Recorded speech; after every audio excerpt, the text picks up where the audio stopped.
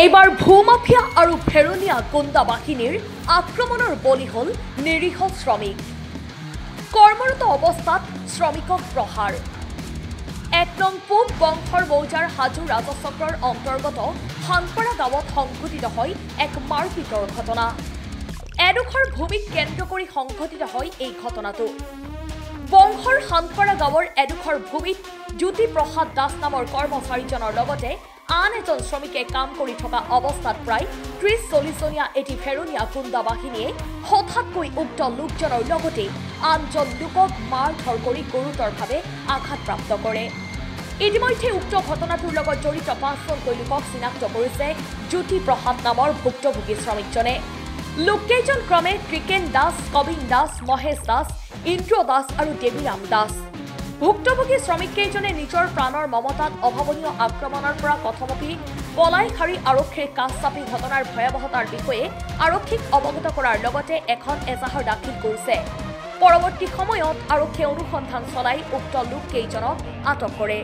নমস্কাৰ, মই শ্ৰী জ্যোতি প্ৰসাদ দাস। মই বাগান গাঁৱতে ৩ মাহ ধৰি আমি ইয়াতে কাম কৰি আছিলোঁ। এইখিনি মাটিত আমি কাম কৰি থকা অৱস্থাত কালিও এনেকৈ আহিলোঁ।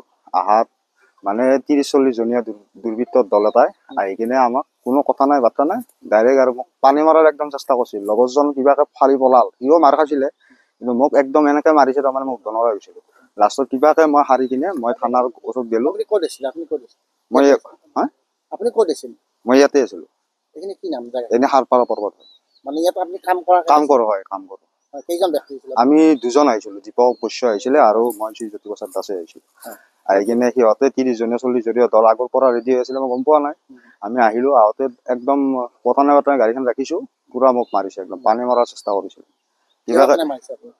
কিবা এটা ভূমিকেন্দ্ৰিক কিবা হৈ আছিলে, চৰকাৰী মাটি এটা সিহঁতে দখল কৰি আছিলে। এইটোতো পাট্টাৰ মাটি হয়, সিহঁতে দখল এইটো পশ্চিমাৰে আছে, তালৈকে বোলে সিহঁতৰ মাটি। মই শুনা মতে আৰু ভূমাফিয়া যেনে লাগিছে সিহঁতক, যেনেকে দাও, কোদাল, শিল, মোকতো ৰদেদি কোবাইছে, বাঁহেদি কোবাইছে, মোক হাতুৰি লৈছে, হাতুৰি দি মাৰিছে।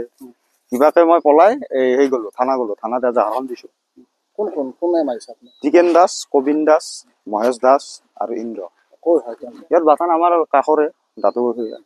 দেৱীৰাম দাসো আছে তেওঁৰ লগতে। তেওঁ তাৰমানে উৎসাহ দিছে, বয়সীয়াল হিচাপত মানে 70+ হৈছে। তেওঁ ক'ব লাগিছিলে আমাক মাৰিব নালাগে, আমাৰ লেবাৰ হয়, আমাক মাৰিব নালাগে, সেনেকে ক'ব লাগিছিল। তেওঁলোকৰ নহয়, এইটো মাটিটো বেলেগৰ। সিহঁতৰ মাটি বুলি দখল কৰিব লৈছিলে। অলৰেডি দখল কৰিছিলে, চৰকাৰী মাটি এটা দখল কৰি আছে সিহঁতে।